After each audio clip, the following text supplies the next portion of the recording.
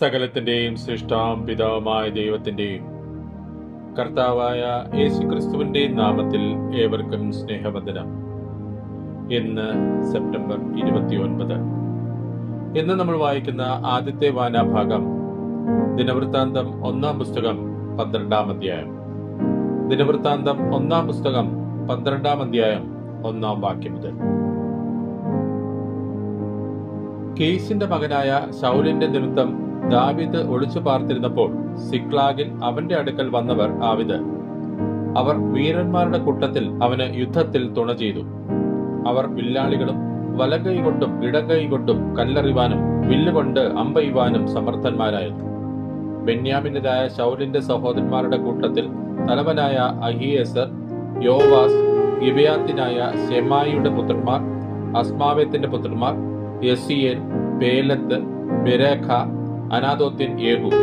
30 പേരിൽ വീരനും 30 പേർക്ക് നായകനുമായ ഗിബിയോന്യനായ ഇശ്മയാവ്, ഇരമ്യാവ്, യഹസിയേൽ, യോഹാനാൻ, ഗെദേരാത്യനായ യോസാബാദ്, എലൂസായി, യെരീമോത്ത്, ബെയല്യാവ്, ശെമരിയാവ്, അരൂഫിനായ ശെഫത്യാവ്, എൽക്കാന, ഇഷിയാവ്, അസരേൽ, കോരഹ്യരായ യോവേസർ, യശോബ്യാം, ഗേദോരിൽ നിന്നുള്ള യെരോഹാമിന്റെ പുത്രന്മാരായ യോവേല, സെബദ്യാവ്.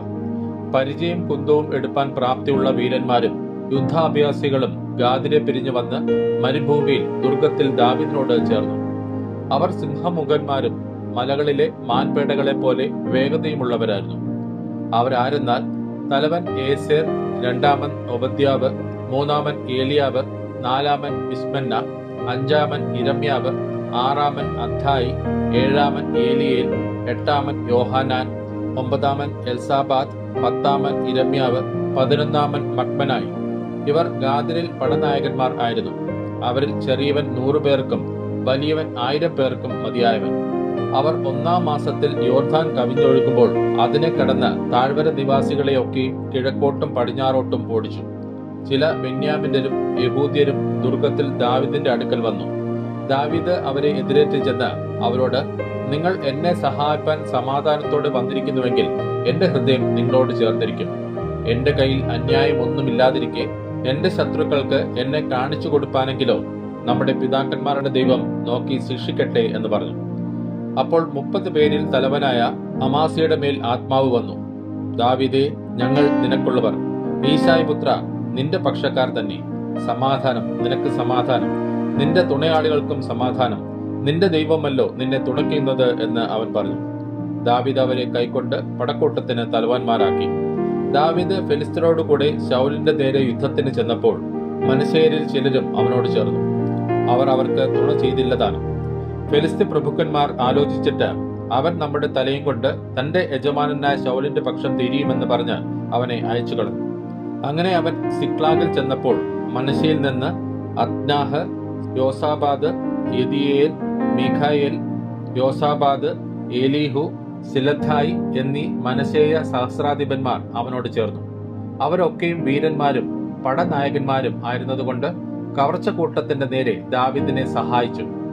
ദാവീദിനെ സഹായിക്കേണ്ടതിന് ദിവസം പ്രതി ആളുകൾ അവന്റെ അടുക്കൽ വന്ന് ഒടുവിൽ ദൈവത്തിന്റെ സൈന്യം പോലെ വലിയൊരു സൈന്യമായി തീർന്നു. യഹോവയുടെ വചനപ്രകാരം ശൗലിന്റെ രാജ്യത്വം ദാവീദിനാക്കുവാൻ യുദ്ധസന്നദ്ധരായി ഹെബ്രോനിൽ അവന്റെ അടുക്കൽ വന്ന തലവന്മാരുടെ സംഖ്യകളാവിത്. പരിചയം കുന്തവും എടുത്ത് യുദ്ധസന്നദ്ധരായ യഹൂദ്യർ 6800 പേർ. ശിമയോനിൽ ശൗര്യമുള്ള യുദ്ധവീരന്മാർ 7100 പേർ. ലേവ്യരിൽ 4600 പേർ. അഹരോന്യരിൽ പ്രഭു യഹോയാദ, അവനോടുകൂടെ 3700 പേർ. പരാക്രമശാലിയായി യൗവനക്കാരനായ സാദോ, അവന്റെ പിതൃഭവനത്തിലെ 22 പ്രഭുക്കന്മാർ. ശൗലിന്റെ സഹോദരന്മാരായ ബെന്യാമിന്യരിൽ 3000 പേർ. അവരിൽ ഭൂരിപക്ഷം അതുവരെ ശൗൽ ഗ്രഹത്തിന്റെ കാര്യം നോക്കി വന്നിരുന്നു. എഫ്രൈമിനിൽ പരാക്രമശാലികളായി തങ്ങളുടെ പിതൃഭവനങ്ങളിൽ ശ്രുതിപ്പെട്ടവരായ 20800 പേർ. മനശ്ശെയുടെ പാതി ഗോത്രത്തിൽ 12000 പേർ. ദാവീദിനെ രാജാവാക്കുവാൻ ചെല്ലേണ്ടതിന് ഇവരെ പേരുപേരായി കുറിച്ചിരുന്നു. ഈസാഖാര്യരിൽ ഇസ്രായേൽ ഇന്നത് ചെയ്യണമെന്ന് അറിവാൻ തക്കവണ്ണം കാലജ്ഞന്മാരായ തലവന്മാർ 200 പേർ. അവരുടെ സഹോദരന്മാരൊക്കെയും അവരുടെ കൽപ്പനയ്ക്ക് വിധേയരായിരുന്നു.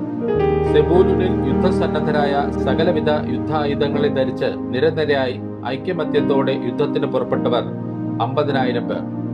നഫ്താലിയിൽ നായകന്മാർ 1000 പേർ. അവരോടുകൂടി പരിചയം കുന്തവും എടുത്തവർ 37,000 പേർ. ദാനിരിൽ യുദ്ധസന്നദ്ധർ 28,600 പേർ.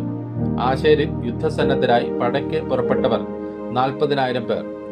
യോർദാന് അക്കരെ രൂബേന്യരിലും ഗാദിരിലും മനശ്ശെയുടെ പാതി ഗോത്രത്തിലും സകലവിധ യുദ്ധങ്ങളോടുകൂടെ 120,000 പേർ. അണിനിരപ്പാൻ കഴിവുള്ള യോദ്ധാക്കളായ ഇവരെല്ലാവരും ദാവീദിനെ എല്ലാ ഇസ്രായേലും രാജാവാക്കേണ്ടതിന് ഏകാഗ്ര മനസ്സോടെ ഹെബ്രോനിൽ വന്നു.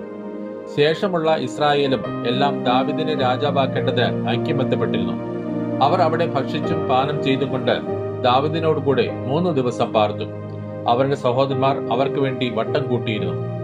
ഇസ്രായേലിൽ സന്തോഷമുണ്ടായിരുന്നതുകൊണ്ട് സമീപവാസികൾ ഈസാക്കാർ, സെബൂലൂൻ, നഫ്താലി എന്നിവർ കൂടെ കഴുതപ്പുറത്തും ഒട്ടകപ്പുറത്തും കോവർ കഴുതപ്പുറത്തും കാളപ്പുറത്തും അപ്പം, മാവ്, അത്തിപ്പഴക്കട്ട, ഉണക്ക മുന്തിരിപ്പഴം, വീഞ്ഞ്, എണ്ണ എന്നിവയും കാളകളെയും വളരെ ആടുമാടുകളെയും കൊണ്ടുവന്നു.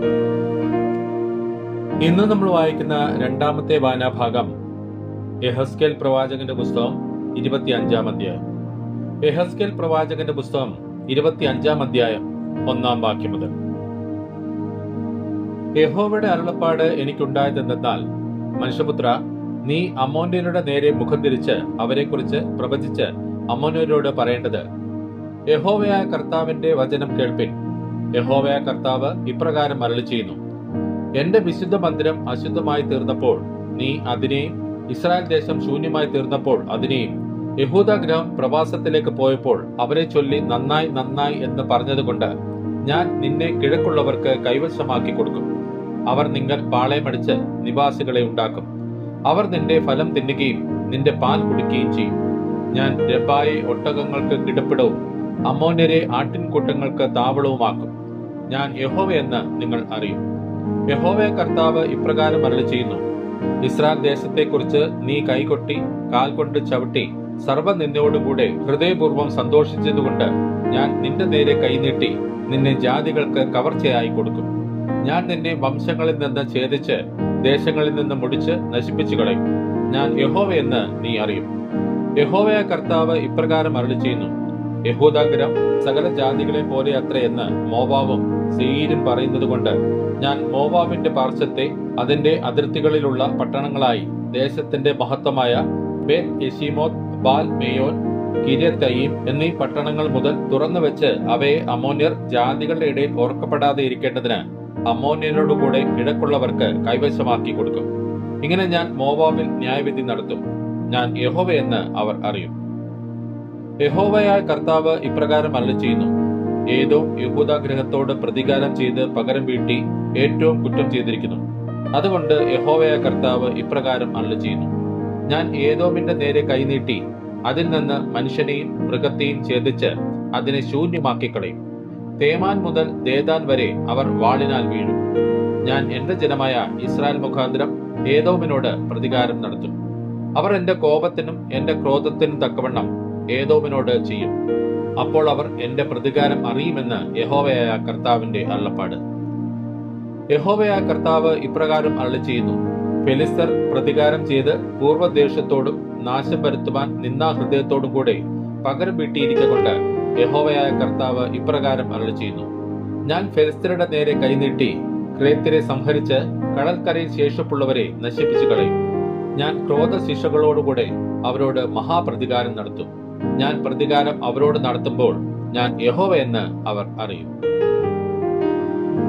ഇന്ന് നമ്മൾ വായിക്കുന്ന മൂന്നാമത്തെ വായനാഭാഗം ലൂക്കോസ് എഴുതിയ സുവിശേഷം 22-ാം അധ്യായം. ലൂക്കോസ് എഴുതിയ സുവിശേഷം 22-ാം അധ്യായം 1-ാം വാക്യം മുതൽ. പെസഹ എന്ന പുളിപ്പില്ലാത്ത അപ്പത്തിന്റെ പെരുന്നാൾ അടുത്തു. അപ്പോൾ മഹാപുരോഹിതന്മാരും ശാസ്ത്രിമാരും ജനത്തെ ഭയപ്പെടുകയാൽ അവനെ ഒടുക്കുവാൻ ഉപായം അന്വേഷിച്ചു. എന്നാൽ 12 കൂട്ടത്തിലുള്ള ഇസ്കര്യോത്ത യൂദായിൽ സാത്താൻ കടന്നു. അവൻ ചെന്ന് മഹാപുരോഹിതന്മാരോടും പടനായകന്മാരോടും അവനെ അവർക്ക് കാണിച്ചു കൊടുക്കുന്ന വഴിയെക്കുറിച്ച് സംസാരിച്ചു. അവർ സന്തോഷിച്ച് അവന് ദ്രവ്യം കൊടുക്കാം എന്ന് പറഞ്ഞൊത്തു. അവൻ വാക്കുകൊടുത്തു. പുരുഷാരം ഇല്ലാത്ത സമയത്ത് അവനെ കാണിച്ചു കൊടുപ്പാൻ തക്കം അന്വേഷിച്ചു പോന്നു. പെസഹ കുഞ്ഞാടിനെ അറുക്കുന്ന പുളിപ്പില്ലാത്ത അപ്പത്തിന്റെ പെരുന്നാൾ ആയപ്പോൾ യേശു പത്രോസിനെയും യോഹന്നാനെയും അയച്ച്, നിങ്ങൾ പോയി നമുക്ക് പെസഹ കഴിപ്പാൻ ഒരുക്കുവിൻ എന്ന് പറഞ്ഞു. ഞങ്ങൾ എവിടെ ഒരുക്കണം എന്ന് അവർ ചോദിച്ചതിന്, നിങ്ങൾ പട്ടണത്തിലെത്തുമ്പോൾ ഒരു കുടം വെള്ളം ചുമന്നുകൊണ്ട് ഒരു മനുഷ്യൻ നിങ്ങൾക്ക് എതിർപ്പെടും.